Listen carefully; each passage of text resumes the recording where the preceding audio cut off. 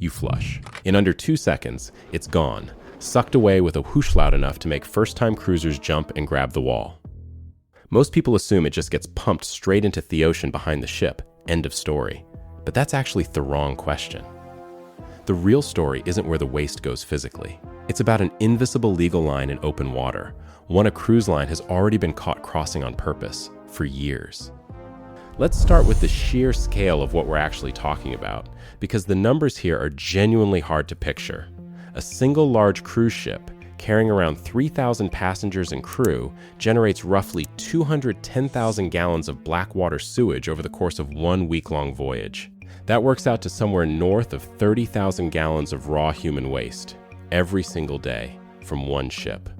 Now factor in that the same ship is also producing close to 1 million gallons of greywater a week, the runoff from every sink, shower, and galley kitchen on board. Multiply that by the hundreds of cruise ships crossing the world's oceans on any given day, and industry-wide you're looking at tens of millions of gallons of wastewater generated daily.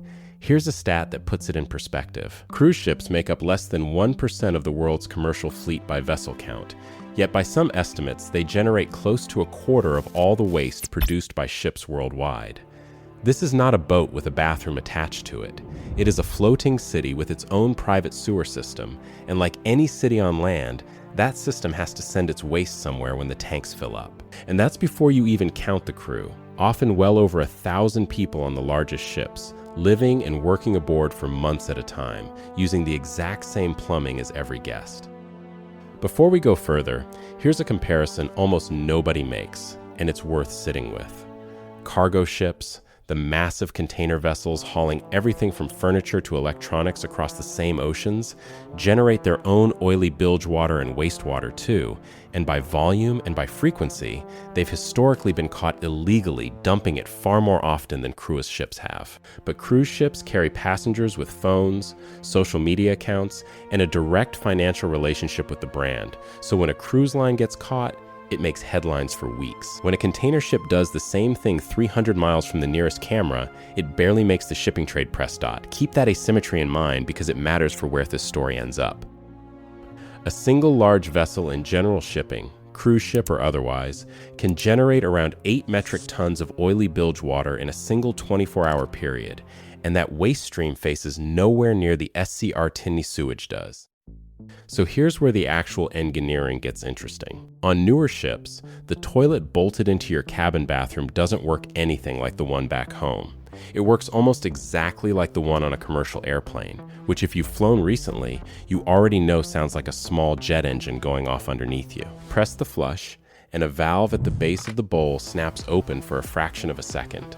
Instead of water pushing waste downward the way gravity handles it in your house, a vacuum pulls it violently away. Carnival's newest Excel-class ships run vacuum systems capable of moving 1,500 gallons a minute through their piping.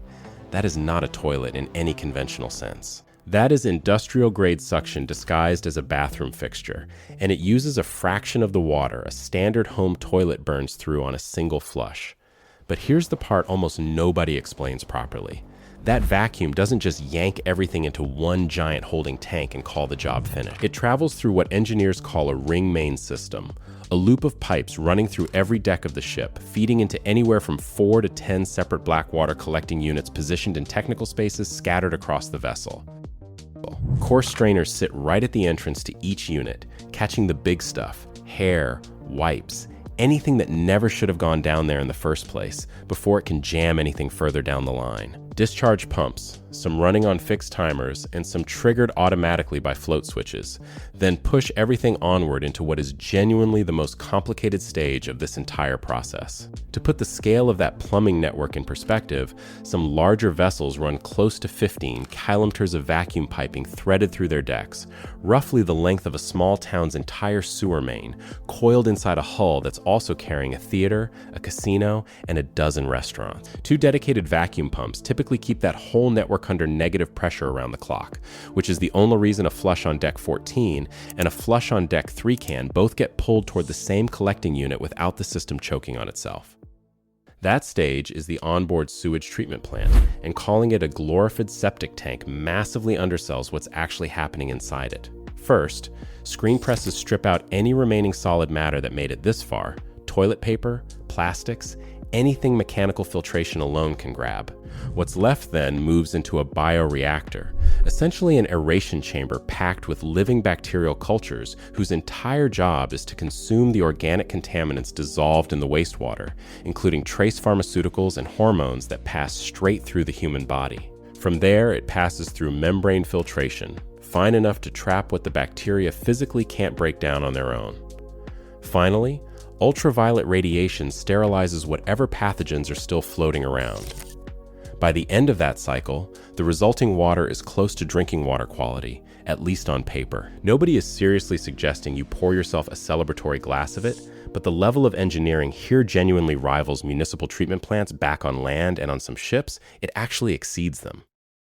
It wasn't always like this, and that gap matters. Go back to the year 2000, and most large cruise ships were running what regulators politely called marine sanitation devices, systems barely more sophisticated than a basic macerator that chops solids up small enough to legally discharge. Voluntary water sampling that same year turned up alarmingly high levels of fecal coliform bacteria trailing behind ships in Alaskan waters, high enough that it directly triggered new federal legislation the following year specifically targeting cruise ship discharges in the state. The advanced wastewater treatment systems we just walked through, the bioreactors, the membrane filtration, the ultraviolet sterilization, none of that was standard equipment until public pressure and new law forced the industry's hand. And here's why any of this actually matters below the waterline, beyond the legality of it. Even treated sewage still carries nitrogen and phosphorus, the same nutrients that make fertilizer work on land. Dump enough of that into a concentrated shipping lane or a slow-moving bay, and you can trigger algal blooms that suck oxygen out of the water as they die and decompose, creating dead zones where fish simply can't survive. It's not visible from the pool deck. Nobody notices it from a balcony cabin, but marine biologists tracking heavily trafficked cruise corridors have flagged exactly this pattern, nutrient spikes that line up suspiciously well with peak cruising season. Now, what happens to what's left behind? The sludge that gets separated out along the way? That gets dewatered and burned in low-emission incinerators built right into the ship's structure. The resulting ash either gets offloaded at port as ordinary solid waste, or if the ship happens to be far enough out at sea when it's ready, it can legally be released over Teesside instead. And that phrase, far enough out, is doing a tremendous amount of heavy lifting in that sentence, because it's actually the key to understanding this entire story. Here's the thing that changes how you should think about all of this going forward. International law, under a set of rules called Marpol Annexive, does not actually ban ships from discharging sewage into the ocean at all. What it does instead is draw lines on a map. Inside 3 nautical miles from shore, discharging raw, untreated sewage is flatly illegal, no exceptions. Between 3 and 12 nautical miles out, sewage has to pass through a certified treatment system before it's allowed to go anywhere near the water. But once a ship crosses 12 miles from land, most of those restrictions simply stop applying almost entirely. The reasoning behind that original line, going back decades, was that the open ocean is vast enough for natural bacterial action to break waste down safely on its own. That assumption made more sense when shipping traffic was a fraction of what it is today, and marine researchers are now actively questioning it as nutrient loads pile up along the exact same corridors that cruise ships sail through week after week. And greywater, the runoff from your shower, the bathroom sink, the ship's entire laundry operation, is barely regulated at all by comparison. In most jurisdictions, it does not fall under the same as strict sewage rules that govern blackwater, which means it can legally be released far closer to shore, sometimes with little to no treatment whatsoever before it hits the water. It sounds like the cleaner half of this whole equation. It is not always the cleaner half, and that gap in oversight is exactly where a lot of quiet, unglamorous pollution slips through completely unnoticed, carrying detergents, grease, and microplastics straight past the rules built for the toilets. To put a number on it, cruise ships generate an average of around 67 gallons of greywater per person per day, compared to roughly 51 gallons per person for an average household on land. Passengers on vacation, showering more, using more towels, eating at restaurants that never stop rinsing dishes, quietly outpace their own homes in wastewater production without ever noticing. Worth saying clearly, Not every operator plays this the same way. A handful of smaller expedition lines, especially the ones sailing through fragile polar and wilderness routes, have voluntarily adopted zero discharge policies, holding every drop of wastewater in tanks and offloading it entirely on land regardless of how far out to sea they are. It is more expensive, it requires more tank capacity, and almost nobody chooses it because the law demands it, which honestly says a lot about how wide that legal gap between 3 miles and 12 miles really is, given that some companies decide it is worth avoiding entirely. If you are starting to see where this story is actually headed, you are exactly the kind of person this channel was made for.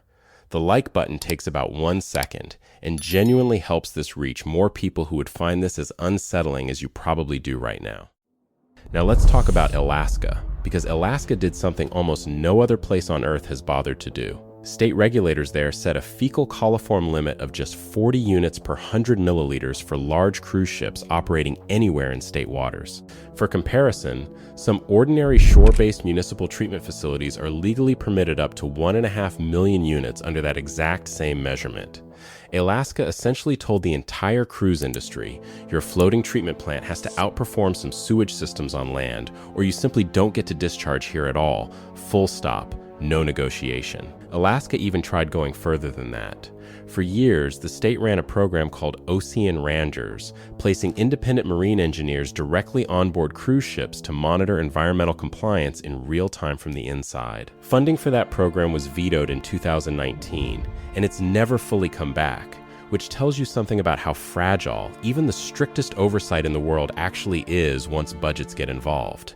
And here's the detail almost nobody mentions when this particular topic comes up. Nearly half of the large cruise ships that sail to Alaska every single summer simply don't discharge inside state waters at all.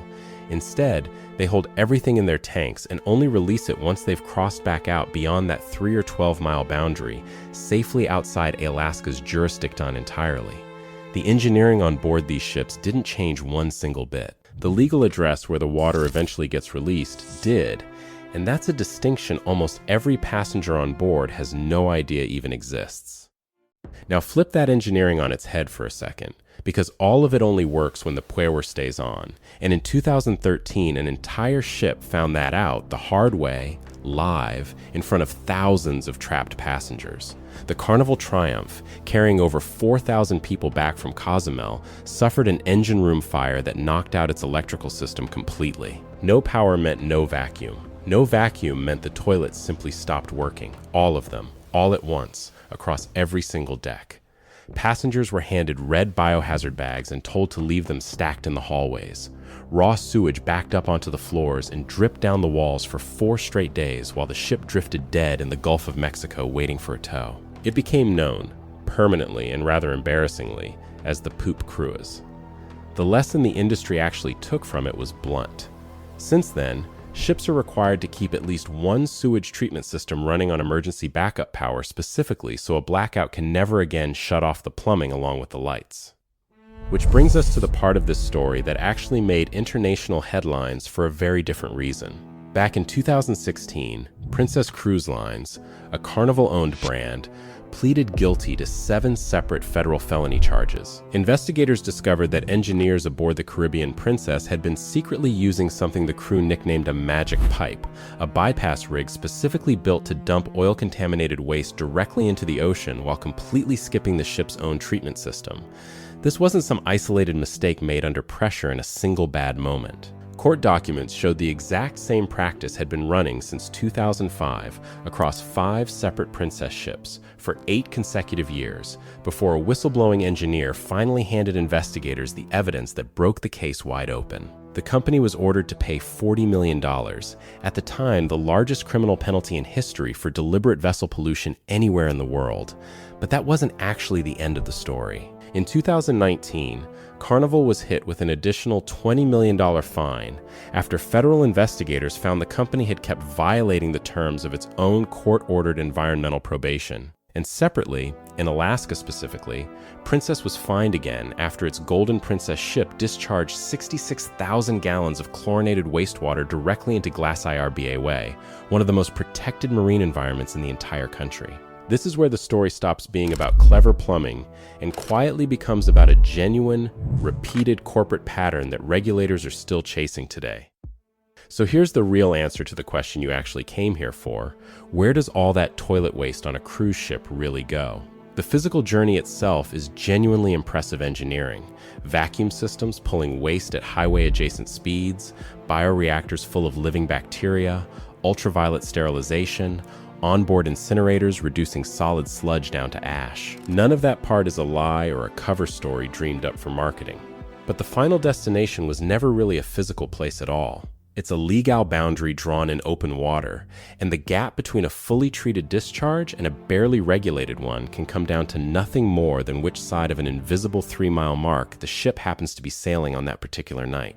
The pipe works exactly as designed, every single time it's asked to.